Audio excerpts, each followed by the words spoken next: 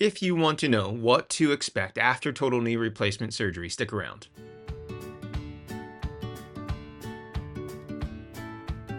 Hello and welcome back. I'm Adam Rosen, orthopedic surgeon who has specialized for the past 20 years in total knee replacement surgery. And like you probably can guess by my channel is I like to educate patients.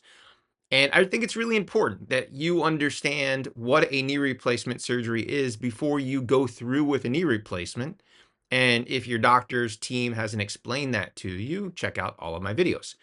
The other important thing with knee replacement, and basically with any surgery, is you should understand what the risks and complications of that surgery are. But when it comes to knee replacement in particular, I have found that there are 6 common expectations that almost every patient goes through. And when you don't know that they're coming and then they happen, they can cause stress and anxiety and fear because you don't know if what you're experiencing is normal. And that's what I'm going to cover for you today. If you're new to the channel, please subscribe, click the notifications tab. It really will alert you when new videos like this come out. And if you do enjoy this content, give it a thumbs up. It really does help the channel. Jumping right in. So 6 things we're going to cover today. 6 things that are normal after knee replacement. First thing is a scar. Surprisingly, I have patients that think we do this arthroscopically, like through tiny little incisions with lasers, and you will have a scar. There's an implant that is the size of your bone that has to go into your knee. So we need an incision long enough to open up the space to put the implant in.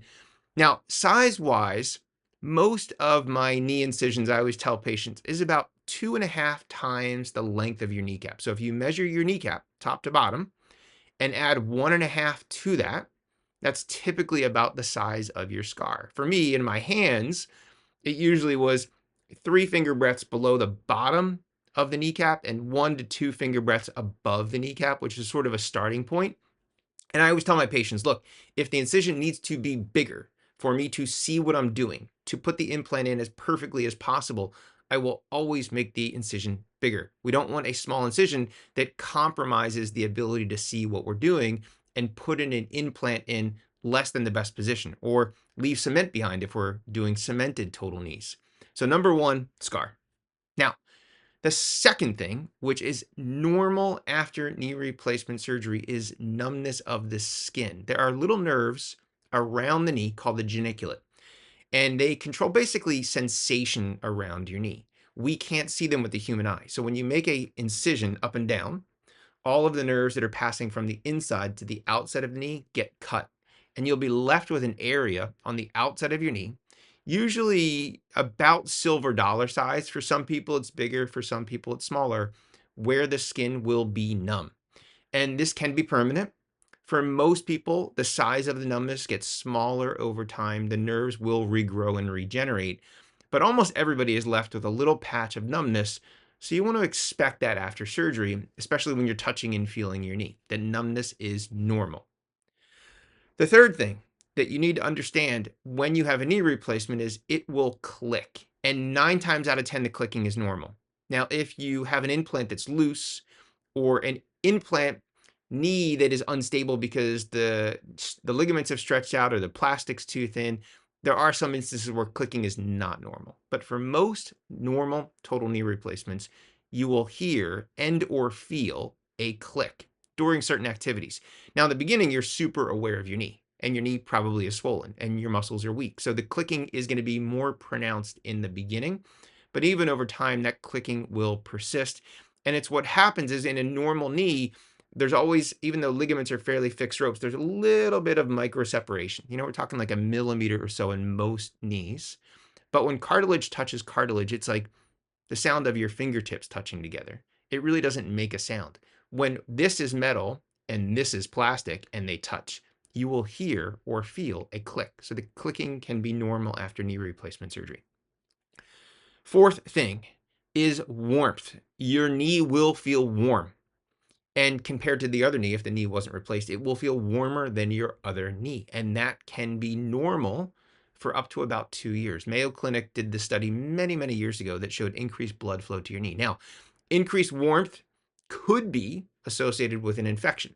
So if you have other signs like increasing redness, drainage, fevers, chills, like that warmth might be abnormal for you.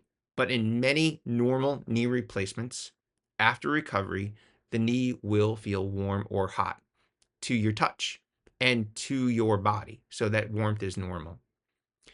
The fifth thing, and I have a whole video that talks specifically about this, is the insomnia issue after surgery. Many people after knee replacement surgery have trouble sleeping through the night. It has nothing to do with your bed. It has nothing to do with it being dark out. It is because you're not moving your knee. I always tell my patients, if you had a knee replacement and I told you to sit in the chair and not move for 3 hours, you're going to get uncomfortable and want to get up and move. So when you do get to the point where you can get a good night's rest and you're not moving, that stiffness is going to wake you up. Now, if you've had this happen before surgery, it's not uncommon after surgery to you. You're used to this, and I can tell you that it will get better. If you're a guy who has an enlarged prostate and gets up 6 times a night to pee, you're probably never going to notice this because you're getting up to pee very frequently. But for people that used to sleep through the night and now they can't, it is very common to not be able to sleep through the night. For some people, 6 weeks, for some people, 12 weeks, really depends. But check out my video on insomnia, where I go into a whole lot of tips and tricks that you can use to help you sleep. And the last thing is swelling. When we do a knee replacement, the inside of your knee will swell. It will typically be due to bleeding inside your knee joint, and then that will slowly resolve.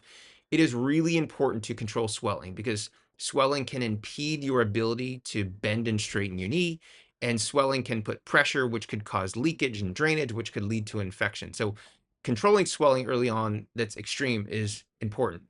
But what I'm talking about more is even months down the road, a lot of patients will say, my knee is still swollen, and it's not. If you look at a normal knee, you can see the definition of the kneecap and sort of there's contours of the knee. The lining of your knee, what's called the synovium, is like a thin rain jacket.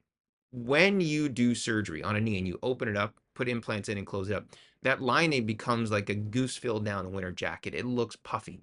So very frequently, months and months down the road, people will complain of swelling, and it's not fluid that if we stuck a needle in it, we could drain it out. It's the lining of your knee is now thicker than normal, and you're going to have a round appearance to your knee.